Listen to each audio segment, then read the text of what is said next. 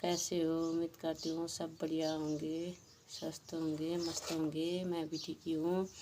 तो गाइस आज मैं ब्लॉग बना रही हूँ 2:30 बजे से, क्योंकि अभी साफ साफ दिखाई दे रहा है, क्योंकि मैं अभी तक सोई थी। अभी उठी हूँ मैं सो के, और अभी मैं 2:30 बजे ब्लॉग बना रही हूँ। और अभी मेरे को ना, मैंने अपने मतलब आज 11 बजे करीब अपने बुआ के लड़के के लिए फ़ोन किया था। मेरी बुआ की तबीयत ख़राब हुई थी, और परसों मैंने अपनी बुआ की लड़की के लिए फ़ोन किया था। मैंने बोला बुआ से बात करा देना। पता नहीं यार मेरी बुआ को क्या हो गया है, मतलब बहुत बीमार है वो, बहुत तबीयत ख़राब है उसकी। हॉस्पिटल से भी भेज दिया है उसको। और जबकि मेरी बुआ मेरे के लिए ना तीसरे दिन लगातार, मतलब एक दिन फ़ोन करेगी, एक दिन बीच में छोड़ के क्योंकि घर में काम होता है, टाइम नहीं मिलेगा करके तीसरे दिन रोज़ फ़ोन करती है मेरे लिए। आज मेरे बुआ का मेरे लिए फ़ोन नहीं आया हुआ, मतलब 19-20 दिन हो गए हैं। तो फिर मैंने मैं अपने बुआ को फ़ोन करती हूँ। बुआ का मोबाइल स्विच ऑफ होता है, मतलब वो किसी से बात भी नहीं करती है आजकल, क्योंकि उसकी तबीयत ख़राब है। वो खुद ही चैन में नहीं है ना, कहाँ करेगी वो बात हमारे लिए। तो मैंने बुआ की लड़की के लिए फ़ोन किया था। उसने कहा मैं जा रही हूँ। मेरी बुआ खटीमा में रहती है, उसकी लड़की भी वहीं है, उसकी लड़की की शादी भी वहीं है। और मैंने वो दीदी से बात की थी, उसने बोला मैं जाऊँगी, मैं बात करा दूँगी तेरे लिए। और उसने फिर बुआ से कहा भी था कि उसका फ़ोन आया है, बात करने के लिए बोलिए। मेरी बुआ ने मना कर दिया, ऐसा कहा मैं दूसरे मोबाइल से कभी बात कर लूँगी।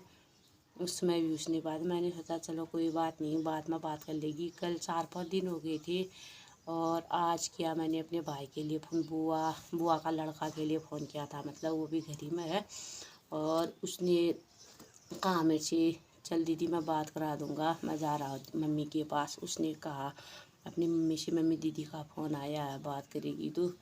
मेरी बुआ ने बोला, मैं सुनी वहीं से सुन रही थी, अभी नहीं करती हूँ मैं बात, अभी मैंने दवाई खा रखी है, शाम को करूँगी। कल किया था मैंने भैया के लिए फ़ोन, कल शाम तक मैं रुकी थी, फ़ोन आएगा करके नहीं आया था मेरी बुआ का फ़ोन।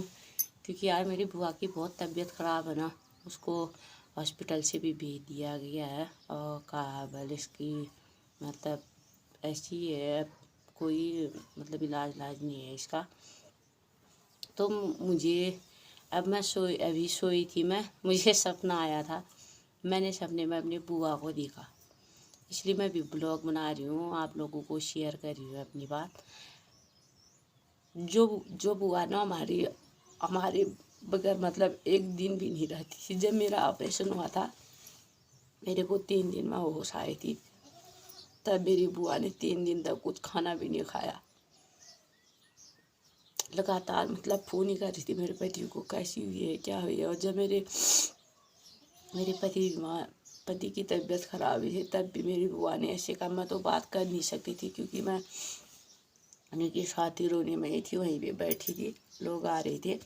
मेरी जिठानी लोगों ने फ़ोन उठाया, मेरे पास फ़ोन भी नहीं था, उन्हीं के पास था मेरा फ़ोन।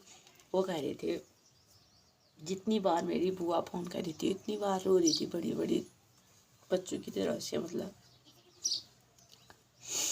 आज मेरी बुआ मतलब इतनी बीमार है, आज उसका फ़ोन मेरे लिए नहीं आया, मतलब 20 दिन हो गया। जबकि मेरी बुआ तीसरे दिन मेरे लिए लगातार फ़ोन करती थी।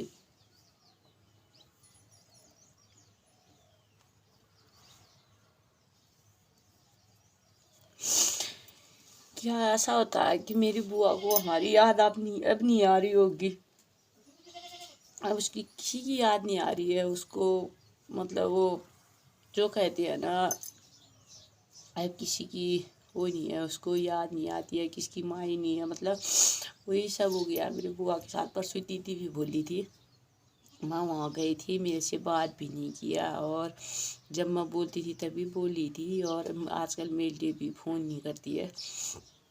पता है आप लोग कहेंगे मतलब अपनी बुआ के लिए इतना रो रही है ये, मतलब हमारे लिए हमारी बुआ ना, जैसे लोग मतलब अपने माँ बाबू को मानते हैं, वैसे ही हम जितना हम अपने मम्मी और पापा को मानते हैं ना, उतना ही अब अपनी बुआ को भी मानते हैं। क्योंकि मैं बचपन से अपनी बुआ के साथ थी, बुआ के साथ रही थी, इसीलिए मैं अपनी बुआ को बहुत। जब मेरी बुआ पहाड़ से गई ना खटीमा को, तब मुझे झटका तो लगा था, मतलब बुआ जा रही है वहाँ, कब मुलाकात होगी, कब आएगी। फिर भी नवंबर में मेरी बुआ के लड़के की शादी थी, तब आई थी, तब गई थी मैं। तब मेरी तबीयत ख़राब भी थी, फिर भी मैं वहाँ गई थी, क्योंकि मुझे बार बार फ़ोन करी थी, तो आना आना आराम से आना करके। मेरी बहन नहीं गई थी, मैं तब भी गई। तब मेरी बुआ बिल्कुल ठीक थी। पता नहीं इन 4-5 महीनों में मेरी बुआ को क्या हो गया, अब कुछ समझ में ही नहीं आ रहा है। और वहाँ जाने के लिए कह रही हूँ तो कहती है, नहीं यहाँ क्या करोगी, मैं पहाड़ को आ रही हूँ, मत बोलो, ये है सो है। तो कुछ समझ में नहीं आ रहा गाइस, क्या करूँ, कैसे जाऊँ वहाँ, कैसे मिलूँ। मैं सोच रही हूँ एक बार अपनी बुआ को देख लेती तो। मेरे पास ना असली मेरे 2 बुआ हैं, वो मेरे बुआ नहीं, मेरे माँ बाप, मेरे दोस्त वही है। सब कुछ शेयर करती हूँ मैं उनसे। कह मैं तो मतलब बूढ़ी है, एक बुआ तो मेरी जवान है, और दूसरी बुआ, ये बुआ जो बीमार हुई है, ये थोड़ी बूढ़ी है। बूढ़ी भी क्या, इतनी बूढ़ी भी नहीं है। और मैं अपनी बुआओं से इतनी बातें शेयर करती हूँ, उतनी बातें शेयर मैं अपने दोस्तों से भी नहीं करती हूँ, क्योंकि मेरी बुआ ही मेरी दोस्त है। और हर बार मेरी बुआ लोग मेरे को ना इतना हौसला देती है। कितनी भी दुख मेरे को, कितना भी दुख आ रहा हो, पता ना कितना भी दुख लगा होता है मेरे को, मेरी बुआ लोग मेरे को इतना हौसला दे देती है कि मुझे ऐसी आ ही जाती है। मेरा मन मतलब शांत सा हो जाता है जब मेरे को थोड़ा भी दुख आता है ना, मैं अपनी बुआ से बात करती हूँ। जो छोटी वाली बुआ है मेरी, भोपाल में रहती है, वो मेरे को इतना हौसला दे देती है कि मेरे को चैन आ जाता है उससे बात करके। तो क्या करूँ, अब एक बुआ तो ऐसी ही है।